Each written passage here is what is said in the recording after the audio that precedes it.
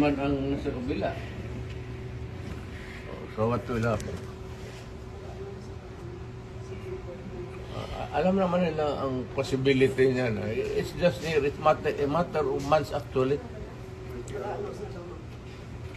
Kung manalo si Inday pagka-presidente, saan ito pulutin itong mga to? May. Ambil akong bag. Ubos ito. Kaya kailangan si... Turi, trabaho mo nila yan. Kailangan Makinig ka lang. pigilan na yun. Hindi lang pigilan si Inday. Tatakbo ng presidente yan. Lalo na ngayon, nag-generate tuloy ng simpatiya.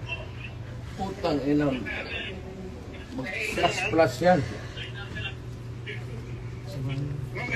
Pag ilang months na, ibang presidente na naman, saan ito pupulutin itong mga to? Ang problema,